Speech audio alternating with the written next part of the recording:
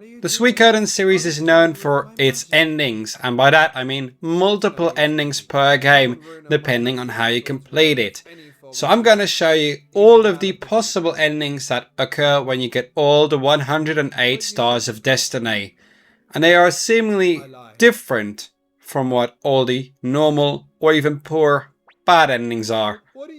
But besides the point of having good or bad endings, it also means that there is a driven incentive to perform well in the game. I will walk you through all of the top 5 perfect endings from the mainline games Suikoden I, 2, 5 and order them accordingly to how they perform, driven on incentive, storyline narration and what it develops through. So in number 5 we have the original Suikoden I.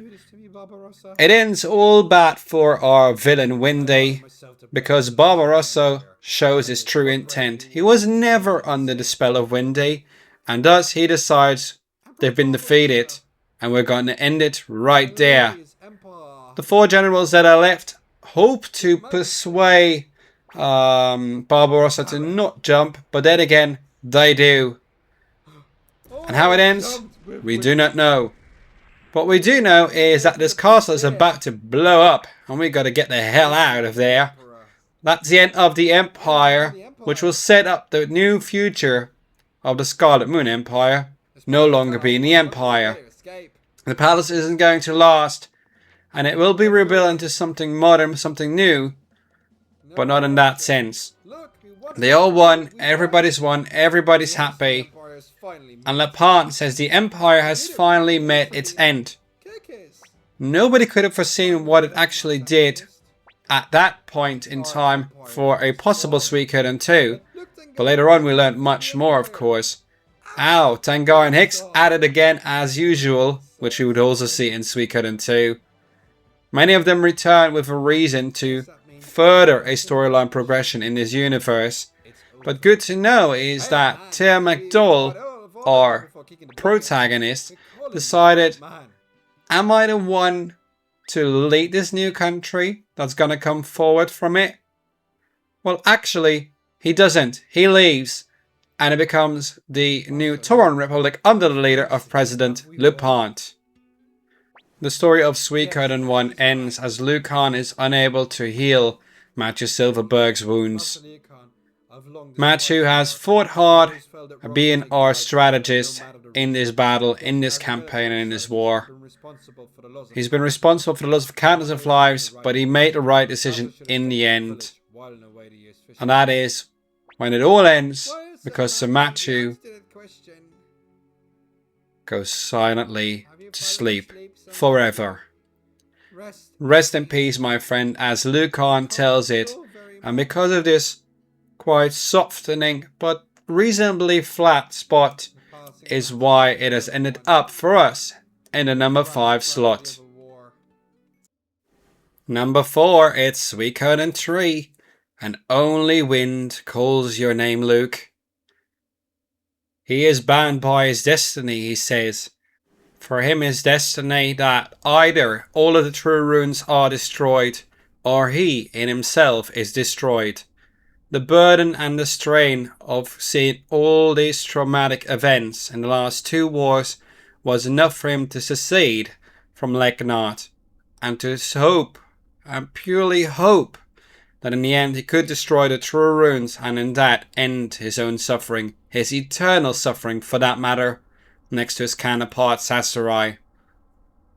After that we have our mandatory collapse of the structure that we fight our final boss battle in.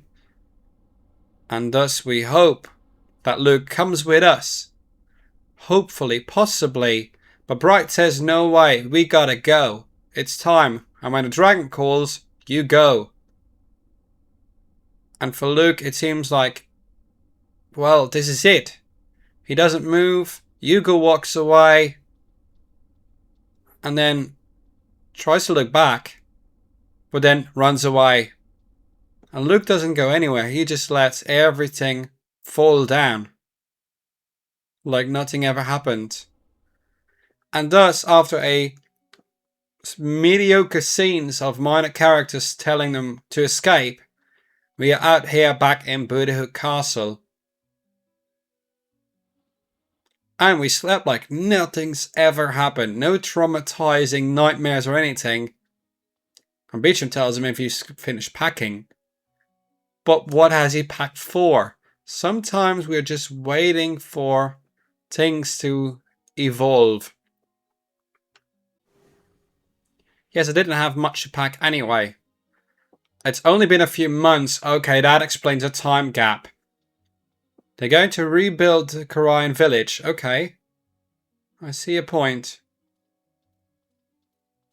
But what is next then for us? Oh wait, there's Chris. Salome as well. But it would be weird if they said, no, I don't have the time. Go away. So we are just looking on. That's funny. No, it can't be. No, all is off. No idea, clue why. The Flame Champion. That is only what you get if Yugo was assigned the Flame Champion, which is the canon ending. There's no other way around it. Huh? Chris is gonna lean a little bit forward, and Yugo's gonna give her a hug. And Chris is like, what the F is going on here? I have the spirit to be with my rival and comrade. Keep her well until we meet again. And Chris is like, get off. Oh, she's first like, get off of me. And then she leans in. They have become friends in the end. A grassland style farewell. See you, Chris. Well, that's a camaraderie we wanted to see. And thus, Hugo pops off into nothingness. Chris is happy. Her choices in the end did make sense. So now it's time for us to get back to the Korean village and hopefully rebuild the grasslands. Much more noted on Geto and his squad. Unfortunately not. So we don't know where they end up on. We do get it in the ending credits, but in the cutscenes, we are not informed of much more than that. So we're going to get to know that Yugo is becoming the new Korean clan chief as Lucia steps down. But furthermore, what happens in the grasslands stays in the grasslands. And with that being said, that is why it ends in number 4. A little bit of spark of emotion, but not the most that you could anticipate, besides the obvious and the replays of 1 and 2. At number 3, we have Suikoden IV. The giant tree has finally been destroyed, and the rune cannons are no more. But Graham Cree still stands there. It is over. The party's done.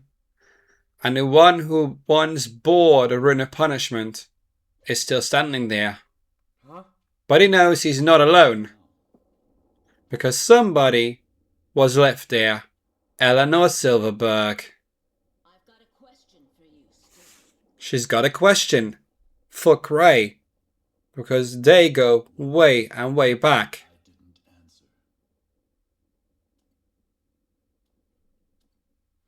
And he just walks away.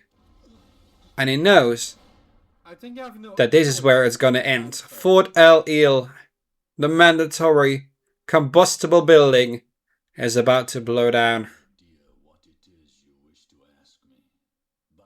But he will not respond. And that's very unfortunate because they could have done something good with that.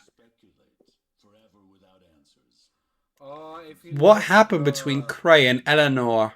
It must have been something deeply personal as to why she chose to go there. They are both fools in the aid of the world. That was one of the quotes that stayed with me. Humans are the fools of this world. Because, come to think of it, anything beyond that is not challenged. Train you all over from scratch again?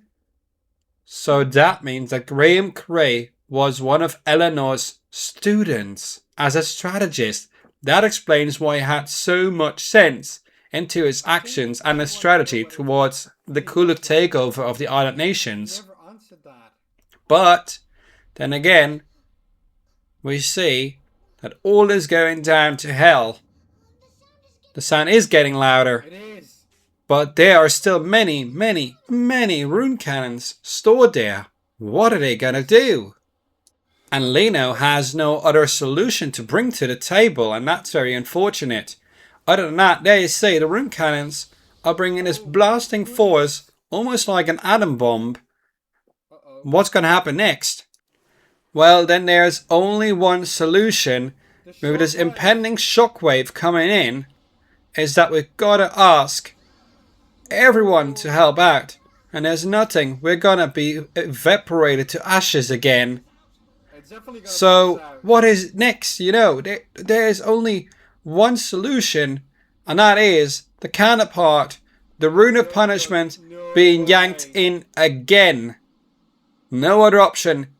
We gotta use this left hand of ours to counter it, the true rune of punishment. And that's an important quote that changes pending if you got all of the 108 stars of destiny or not. So once that's being put on display, and that's what you gotta do, you know? There's no other solution to that. And then we finally learn of the true origin of the rune of punishment after Rakuji's dad held it.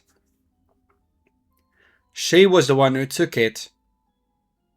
Laszlo's mother and the Queen of Obel. Well, that's what I said in the original gameplay, is that it makes sense to have it end that way for a bit of an emotional depth and layer to the end of the story. But then you say Fort El Il completely demolished, and there's no other way of going around it, that the Kuluk, for now at least, have been defeated. Which should be the case, but that is not where it ends. We are going to witness the birth of the new nation, compared to Suikoden I where we didn't see it, is that we're going to see the starting birth of the Island Nations Federation, because Lino and Kuldis becomes the King of Obel once again, and the first leader of the Island Nations Federation. Everybody's joined in. Nain and all, Middleport, the pirates. Everyone is there. But indeed, we've got an opportunity to think about our future. And it's a good positive message that rings true, which has not always been the case. Of course, this was already discussed prior to it, but in public is where you gain the final. Ooh, that was a close call though. You could see that. Because it was discussed prior to it put out in public, but there was some doubt whether they would actually agree to it. But there was no doubt in mind that they would in the end. So the pirates will no longer become pirates, they will become nice, well-behaved citizens. And possibly Ornan and Louise can finally care for their kid. But spoiler alert who that is in another video. Besides Lino and Kuldis becoming the King of Obel and the leader of the Island Nations Federation, remains the question, what happened with Laszlo's final demise? Well, in the original, if you've got the normal ending, he's been cast off into the sea, and that is where it's gonna stay. But once you get the 108 stars of destiny, there's something unusual happening. He's alive. He is alive, as I said in the original gameplay.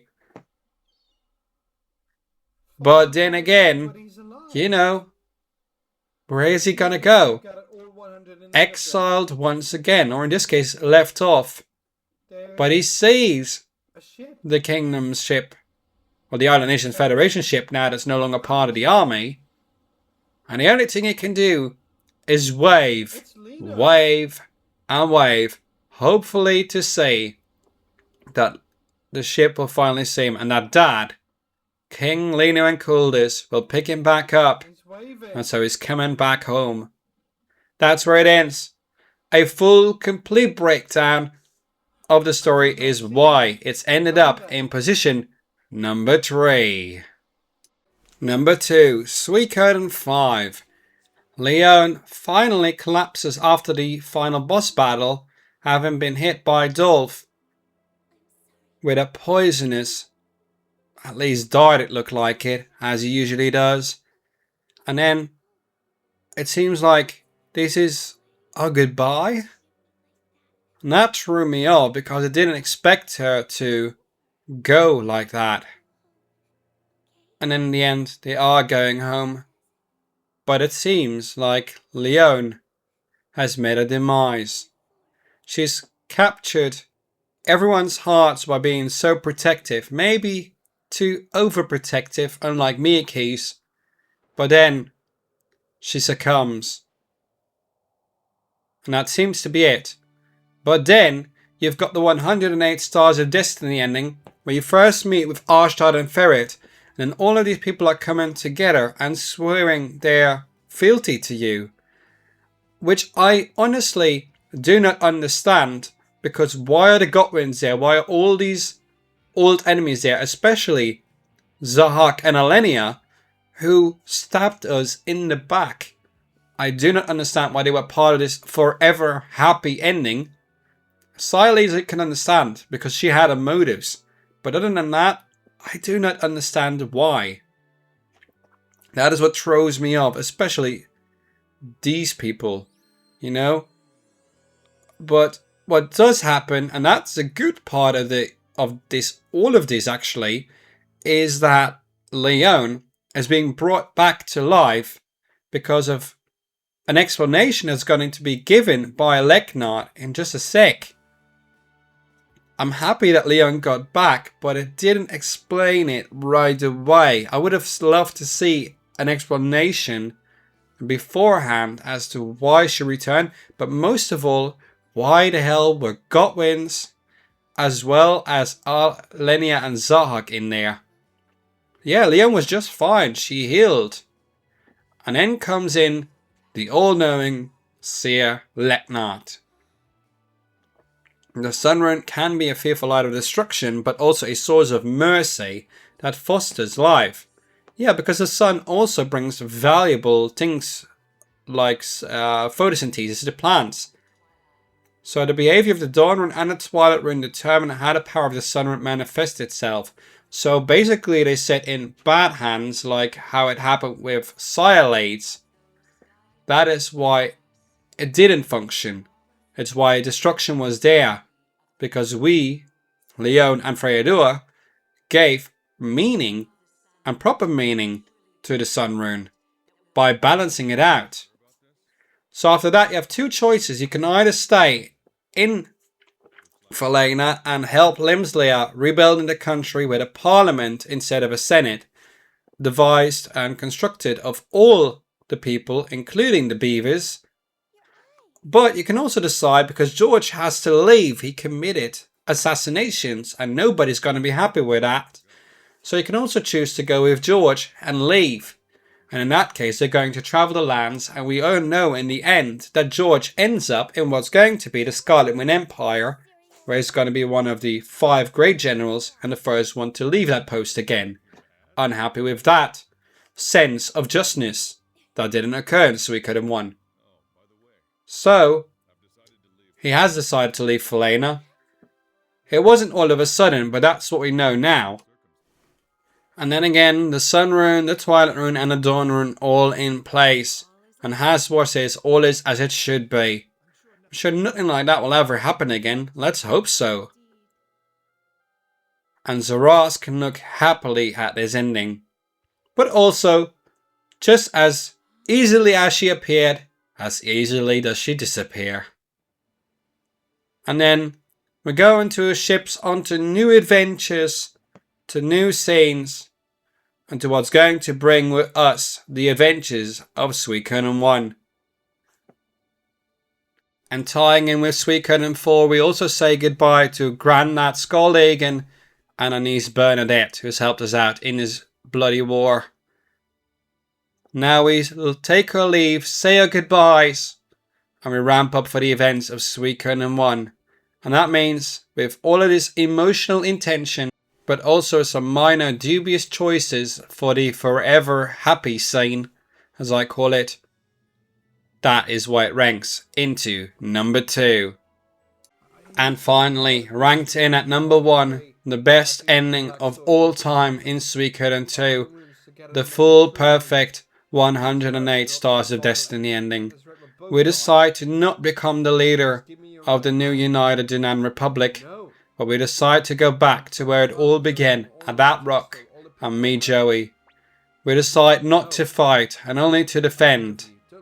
But then again, Joey's met his demise trying to stop the Beast Rune with his own Black Sword Rune. He took so much out of his life. But then again, we decide that this power, the Bright Shield and the Black Sword Rune, heal each other to become one rune again, the Rune of Beginning. And its power to judge the conflicts appears only once the bearers of the 2 runes that compromise it have faced it. Well, we chose not to fight. They are stronger than even the power of the true rune. It's Ryu's moral, ethical, and battle choices that led to this perfect ending. And despite me seeing that Joey felt emotionally drained from all the betrayal, the guilt, and the acts that he had committed, there's only one way to end this, it's by being, after all this time, still the friends that they once were. Of course, Joey will always be Joey, and I've played this game for well over 20 times, and even recording this now, this scene still tears me up if you've invested emotionally and into the gameplay as well as you've done it, because this game was a masterpiece. Was it all the way perfect till the ending? Probably not. But did it get the emotional layer at the end if you did it well? Yes, absolutely. Because Joey and Ryu don't leave with just the 2 of them. But it's good they ran away. But then in comes Shu, and Shu's got a final message for all of us. We are leaving, and Shu of course had known that we would leave. But Shu also mentions something very, very critical. But he had kept a secret. Konami fell in the Matilda Nidum as you remember it. But there was one catch, because Shu was called in by the doctor. And we did know that Kiba had already fallen, but his place was taken over by Klaus. But then Master Shu calls him in, and then comes in the absolute best part of it. As because we had little to no notification that this would have happened. Yes, we did pull the triggers on time. Yes, we upgraded Nanami to what she should have been with a defense stat. But did we know that Nanami was kept alive? That she did stay without too much internal damage?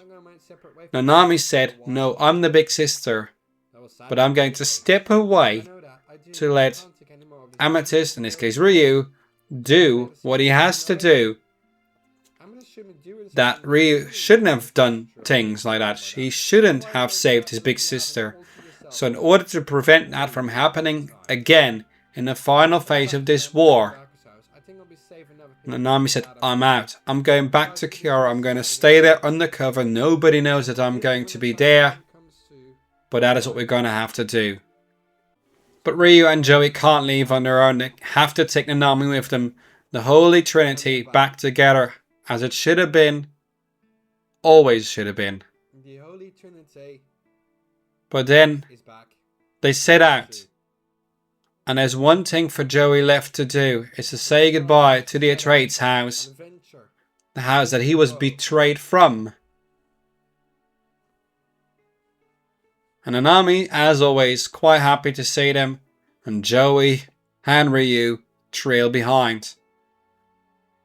One thing they're going to do is they're going to visit the house, and I think that's going to be in Ammonia, where Julia and Pilika await their final fate, is to stay there under the reclusive fake names, fake identities. No more encounters for the former Queen of Highland with Joey Atreides, or Joey Blight, whichever you want to call him. But these three go out to discover the world, and all is as it should be. Thank you very much for tuning in. Let me know in the comments what your favourite ending was of the series and why. For me, it has always been number 2, but maybe your opinion differs, and I would love to discuss with you on that. Make sure to like and subscribe for more Suikoden videos, and make sure your pixels are plentiful, your adventures are prosperous, and I will see you here or on AmethystADV.com for more articles and podcasts in the JRPG scene.